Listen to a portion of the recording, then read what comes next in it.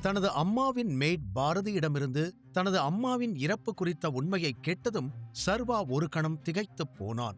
சர்வாவின் அம்மாவுக்கு யாரோ விஷம் கொடுத்து கொன்றார்கள் என்று பாரதி சொன்னாள். அதோடு வித்யாவின் மீது பொறாமை கொண்ட மோனிகா என்ற பெண்ணின் பெயரையும் அவள் குறிப்பிட்டாள். அதை கேட்டுக்கொண்டிருந்த சர்வா, எனக்கு நீங்க சொல்றது எதுவுமே புரியல. மோனிகா தான் என்னோட அம்மாவை கொன்னாங்களா என்று கேட்டான். அதை கேட்ட பாரதி மெதுவாக தலையசைத்து, அதுதான் நானும் நினைக்கிறேன். மோனிகாவோட ஸ்பை எங்க கூடவே இருந்தாங்க. ஆனா அது யாருன்னு எங்களால கண்டுபிடிக்க முடியல. அது யாருன்னு நாங்க கண்டுபிடிக்கிறதுக்குள்ள எல்லா தப்பும் நடந்து முடிஞ்சிருச்சு என்றாள். அதை சொன்ன உடனே பாரதி மீண்டும் அழ ஆரம்பித்தாள். அவள் சொன்னதைக் கேட்டு சர்வாவின் மனம் ஒரு கணம் வெறுமையாகிவிட்டது. அவனால் எதையும் கேட்கவோ சிந்திக்கவோ முடியவில்லை. தனது அம்மாவுடைய மரணம் இயற்கையானது இல்லை, அவர்களை யாரோ விஷம் வைத்துதான் கொலை செய்திருக்கிறார்கள் என்பதை அவனால் இன்னும் ஏற்றுக்கொள்ள முடியவில்லை. இதற்கிடையில் பாரதி மீண்டும், அதனாலதான் அன்னைக்கு உங்க அம்மாவோட அந்த கிரீம் சம்பந்தமா என்னெல்லாம் இருந்துச்சோ அதையெல்லாம் நான் எடுத்துக்கிட்டு அங்கிருந்து போக வேண்டியதா இருந்துச்சு என்றாள்.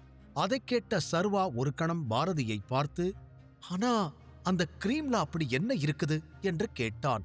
அதற்கு பாரதி, உங்க அம்மா அந்த கிரீமுக்கு ஒரு ஸ்பெஷல் ஃபார்முலா வச்சிருந்தாங்க.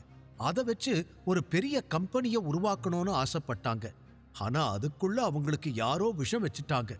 அவங்க இனி பொழைக்க முடியாதுன்னு தெரிஞ்சு அந்த ஃபார்முலாவை எடுத்து மறைச்சு வைக்க சொன்னாங்க. அதோட அது எந்த தப்பானவங்க கைக்கும் போகக்கூடாதுன்னு நினைச்சாங்க என்றாள். அதையெல்லாம் கேட்டு சர்வா ஒரு பெருமூச்சு விட்டான். அவங்க வாழ்க்கையில அவனுக்கு தெரியாத நிறைய விஷயங்கள் இன்னும் இருக்கிறது என்று அவன் உணர்ந்தான். ஒவ்வொரு நாளும் அவனுக்கு புதிதாக ஏதாவது ஒரு தகவல் வந்து கொண்டே இருந்தது. ராணா ஏன் அவன் அப்பாவை கொன்றான் என்பதற்கே இன்னும் அவனுக்கு பதில் கிடைக்கவில்லை. இப்போது அவன் அம்மாவை பற்றி புதிய புதிர் எழுந்துள்ளது. இந்த புதிர்கள் எல்லாவற்றையும் தன்னால் கேட்க முடியுமா? அப்படியே கேட்டாலும் அவற்றை தன்னால் தாங்க முடியுமா என்று சர்வா பயந்தான். பாரதி சர்வாவின் முகத்தை பார்த்து, உங்களை மறுபடியும் பார்த்ததுல எனக்கு எவ்வளோ சந்தோஷம்னு எனக்கு வார்த்தைகளால சொல்லத் தெரியல குட்டி என்றாள். பாரதியின் வார்த்தைகளை கேட்டு சர்வா சிரித்துக் கொண்டு, இத்தனை வருஷமா அந்த மோனிகா கிட்டிருந்து எப்படி தப்பிச்சுக்கிட்டு இருக்கீங்க என்று கேட்டான். அதைக் கேட்ட பாரதி ஆழ்ந்த மூச்சை எடுத்துக்கொண்டு, ஒவ்வொரு நாளும் ஒரு இடத்துல ஒளிஞ்சு மறைஞ்சு, அப்புறம் கொஞ்ச நாள் ஒரு கோவில்ல, அப்புறம் ஒரு சில நாள் ஹாஸ்பிட்டல்ல, அப்படி இப்படின்னு எப்படியோ நான் அவங்க கிட்ட இருந்து தப்பிச்சு வாழ்ந்துட்டு இருந்தேன். அதுக்கப்புறம் கொஞ்சம் வருஷத்துக்கு முன்னாடி மோனிகாவே என்னை துரத்துறத நிறுத்திட்டா. ஆனா இந்த மாதிரி வாழறது ரொம்ப கஷ்டம் குட்டி. எனக்குன்னு உதவி பண்ண யாருமே இல்ல. என்னோட இந்த நிலைமைய பார்த்து யாரும் எனக்கு வேலை கொடுக்கல. இப்படியே என்னோட வாழ்க்கை பாதி போயிருச்சு என்றாள். சர்வா மெதுவாக, ஆனா விக்ரமனும் என்னோட அப்பாவும் நீங்க தான் என்னோட அம்மாவை கொன்னீங்கன்னு நினைக்கிறாங்க என்றான். சர்வா சொன்னதைக் கேட்ட பாரதி வேகமாக இல்லை என்று மறுத்து தலையை ஆட்டி, நான் உங்க மேல சத்தியமா சொல்றேன், நான் அந்த மாதிரி எதுவுமே பண்ணல, அது எல்லாமே பொய் என்றாள். சர்வா அவள் வார்த்தைகளை கேட்டு மெதுவாக தலையசைத்தான். எப்போதும் போல இன்னும் உறுதியான ஆதாரங்கள் இல்லாத போதிலும் சர்வா அவன் இதயத்தை கேட்டுக் கொண்டிருந்தான். அவன் அதே வழியில்தான் லட்சுமணனை நம்பியிருந்தான். சர்வா உடனடியாக அங்கிருந்து வெளியேற விரும்பினான். அவன் முன்பே மிகவும் சோர்வாக இருந்தான். ஆனால் இப்போது அவன் அம்மாவின் மரணத்தின் ரகசியத்தை கேட்ட பிறகு அவன் மனதையும் அமைதிப்படுத்த விரும்பினான். அவன் எழுந்திருப்பதை பார்த்த பாரதியும் உடனடியாக எழுந்து நின்று, நீங்க எங்க போறீங்க என்று கேட்டாள். சர்வா ஒரு கணம் அவளை பார்த்து, நான் வீட்டுக்கு போறேன், எனக்கு கொஞ்ச நேரம் தனியா இருக்கணும் என்றான். அதற்கு பாரதி உடனே, கொஞ்சம் பொறுங்க, என்கிட்ட இருந்து உங்க அம்மாவோட பாக்ஸ வாங்கிட்டு போங்க என்றாள். அதைக் கேட்ட சர்வா, இல்ல அது எனக்கு வேண்டாம், அதை வச்சு நான் என்ன பண்ண போறேன், நான் கிளம்புறேன் என்றான். அதற்கு பாரதி ஏதோ சொல்ல வந்தபோது சர்வா பாரதியை குறுக்கிட்டு, எனக்கு இப்ப எதுவும் கேட்க விருப்பம் இல்ல, நான் கிளம்புறேன் என்று அவன் அங்கிருந்து நடக்க ஆரம்பித்தான். அதைக் கேட்ட பாரதி அவனை மேற்கொண்டு தடுக்காமல் அவனையே பார்த்து கொண்டிருந்தாள். சர்வா அங்கிருந்து சிறிது தூரம் நடந்து வந்தபோது அவனுக்கு மூச்சு முட்ட ஆரம்பித்தது. ஏதோ ஒரு வகையான துக்கம் அவனை அழுத்தியது. அதைத் தொடர்ந்து அவன் அறியாமலேயே அவனது கண்களில் கண்ணீர் தேங்கியது. அப்போது அவன் வானத்தை நோக்கி பார்த்து அவன் கைகளை இறுக்கிக் கொண்டு அவன் கண்ணீரை தடுக்க முயன்றான். ஆனாலும் ஒரு துளி கண்ணீர் அவன் கண்ணிலிருந்து தப்பித்து தரையில் விழுந்தது. சர்வா கட்டுப்பாட்டை இழந்து கண்ணீர் விடும் முன் பின்னாலிருந்து ஒரு ஆழமான குரல், டைகர், என்னாச்சு என்று கேட்டது. சர்வா திரும்பி பார்த்தபோது அந்த குரல் விக்ரமனுடையது என்பதைக் கண்டான். அவன் உடனடியாக கண்ணீரை துடைத்தான். அதை பார்த்த விக்ரமன், ஆர் யூ ஓகே? உனக்கு குடிக்க ஏதாவது வாங்கிட்டு வரட்டுமா என்று கேட்டார். அதற்கு சர்வா, இல்ல, நான் ஓகேதான். நான் இப்போ ஜிம்முக்கு போலான்னு நினைக்கிறேன். அங்க போனாதான் என்னால சில விஷயங்களை பத்தி கொஞ்சம் யோசிக்க முடியும் என்றான். சர்வாவின் தொனியைக் கேட்ட விக்ரமன் இப்போது அவன் யாருடனும் பேசும் மனநிலையில் இல்லை என்பதை புரிந்து கொண்டார். அவனை இப்போது தனியாக விடுவது நல்லது என்று நினைத்தார். சர்வா வேறு எதுவும் பேசாமல் காரில் ஏறி அமர்ந்தான். விக்ரமன் அவனை அவர் வீட்டுக்கு அழைத்துச் சென்றார்.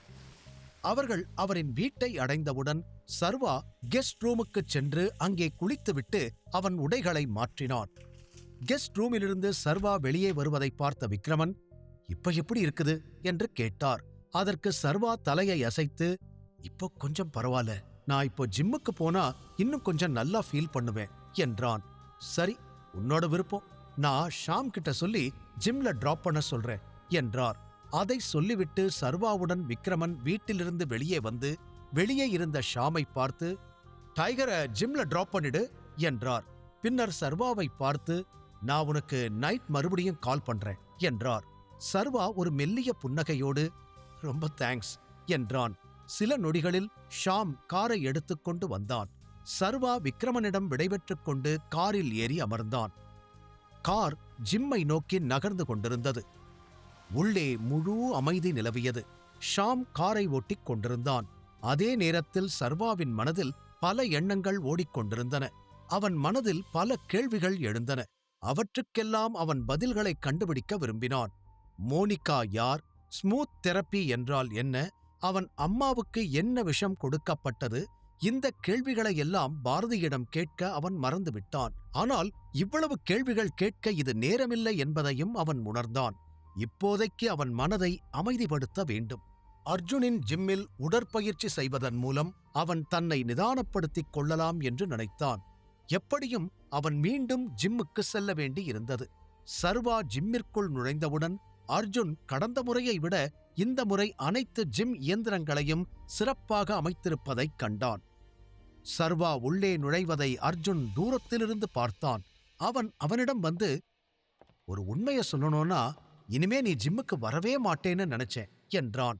சர்வா ஒரு மெல்லிய புன்னகையுடன், டு பி ஹானஸ்ட், இனிமே நான் டெய்லி ஜிம்முக்கு வந்துதான் ஆகணும் என்றான்.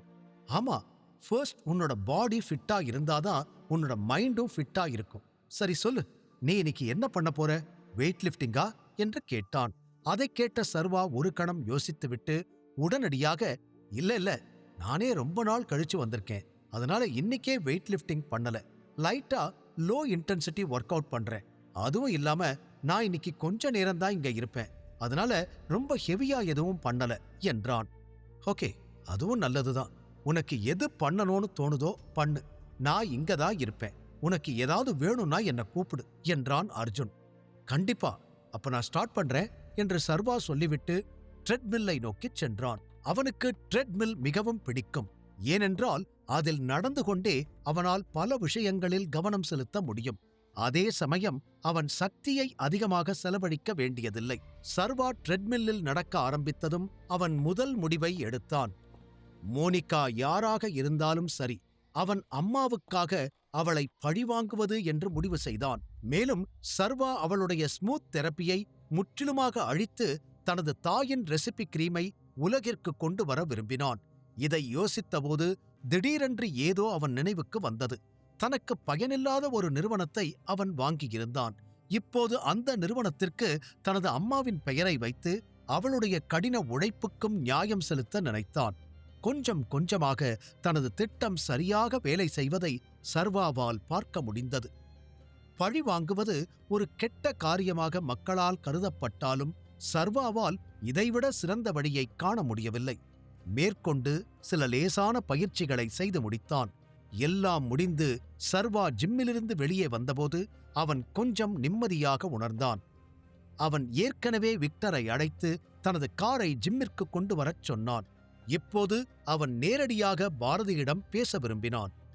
ஆனால் சர்வாவிடம் பாரதியின் முகவரியோ அல்லது தொலைபேசி எண்ணோ இல்லாததால் அவன் மீண்டும் கல்லறை நோக்கி காரை ஓட்டிச் சென்றான். அங்கே பாரதி இருப்பாள் என்று முதலில் நினைத்தான். ஆனால் அங்கே போனபோது அந்த இடத்தில் யாருமே இல்லை. சர்வா கீழே இறங்கி எல்லா பக்கமும் தேடிய பிறகு அவனும் பாரதியும் அமர்ந்திருந்த இடத்திற்கு வந்தான். அங்கு சென்றபோது பாரதி இன்னும் அதே கல் பெஞ்சில் படுத்து அழுது கொண்டிருப்பதை பார்த்தான். சர்வாவின் வார்த்தைகளால் அவளின் இதயம் உடைந்திருக்கலாம். சர்வா பாரதியை நோக்கி நடந்து சென்று, பாரதி என்று மெதுவாக அழைத்தான். பாரதி உடனடியாக மேலே பார்த்தாள்.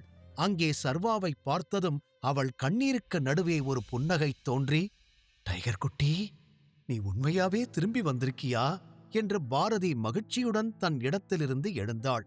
சர்வா அவளை பார்த்து தலையசைத்து, என் கூட வாங்க, நான் உங்ககிட்ட கொஞ்சம் பேசணும். ஃபர்ஸ்ட் நாம இங்கிருந்து போலாம் என்றான். அதைக் கேட்ட பாரதி உடனடியாக தலையசைத்து கண்ணீரை துடைத்துக் கொண்டு அவனுடன் காரில் ஏறி அமர்ந்தாள். சர்வா காரை ஒரு அமைதியான இடத்திற்கு ஓட்டிச் சென்றான். அவன் காரை நிறுத்தியவுடன், இத்தனை வருஷமா நீங்க எங்க இருந்தீங்க, என்ன பண்ணிக்கிட்டு இருந்தீங்க, உங்களோட ஃபேமிலி குழந்தைங்க எல்லாம் இப்ப எங்க இருக்காங்க என்று கேட்டான். அவளுடைய நிலையை பார்த்த சர்வா அவள் ஏன் ஒரு பிச்சைக்காரியைப் போல வாழ்கிறாள் என்று கேட்க விரும்பினான். ஆனால் இது பாரதியை காயப்படுத்தக்கூடும் என்று அவன் உணர்ந்தான். அவனுடைய கேள்விகளைக் கேட்ட பாரதி ஆழ்ந்த மூச்சை எடுத்து ஜன்னல் வழியாக வெளியே பார்த்து, அன்னைக்கு நான் உங்க அம்மாவை மட்டும் இழக்கல, நான் என்னோட உயிரையே இழந்துட்டேன் என்றாள். பின்னர் சர்வாவை நோக்கி தலையை திருப்பினாள். சர்வாவின் கண்களில் கண்ணீர் இருப்பதை பார்த்தாள். அவள் மேலும், அன்னைக்கு நான் என்னோட ஒரே பையன் வீராவையும் இழந்துட்டேன். அன்னைக்கு நான் என்னோட வீட்டுக்கு போனப்போ என்னோட பையன் மூச்சு பேச்சு இல்லாம தரையில கிடந்தான். நான் அவனை எவ்வளவோ கூப்பிட்டு பார்த்தேன். ஆனா அவன் கடைசி வரைக்கும் எந்திரிக்கவே இல்லை. அவன் அன்னைக்கு தூங்கிக்கிட்டு இருந்த மாதிரி தான் இருந்துச்சு. ஆனா அவன் அசையவே இல்லை. கடைசியா ஒரு தடவை அவனை என் மடியில எடுத்து வச்சு அழறதுக்குள்ள என்னை கொல்ல வந்துட்டாங்க. அவங்களுக்கு அந்த ஃபார்முலா மட்டும்தான் கண்ணுக்கு தெரிஞ்சதுனால என்னோட உயிரோ இல்ல என்னோட பையனோட உயிரோ அவங்க கண்ணுக்கு தெரியல. என்னோட பையன் என்னை விட்டு போகும்போது அவனுக்கும் உன்னோட வயசுதான் டைகர். ஆனா என்னால் அவனை காப்பாற்ற முடியல என்றாள். அவள் சொல்லி முடித்ததும் பாரதி கண்களிலிருந்து கண்ணீர் வர ஆரம்பித்தது. சர்வாவின் ஆன்மா அவளுக்குள் இருந்த வலியால் நடுங்கியது. இந்த பெண் தன் குடும்பத்திற்காக மட்டுமே அவளின் 4 வயது சின்ன பையனை இழந்தாள் என்பதை அறிந்து அவனும் அழும் தருவாயில் இருந்தான். சர்வா இந்த நகரத்தில் ஒரு டைகராக பெரிய பணக்காரனாக இருக்கலாம். ஆனால் இந்த பெண்ணின் விசுவாசத்திற்கு முன்பு அவன் ஒன்றுமே இல்லை என்பதை அவன் உணர்ந்தான். பாரதி அவன் அம்மாவுக்கு அளித்த வாக்குறுதியை நிறைவேற்றுவதற்காகவே தன் முழு வாழ்க்கையையும் அழித்து விட்டாள். இதுதான் சர்வாவை அமைதியற்றவனாக ஆக்கியது.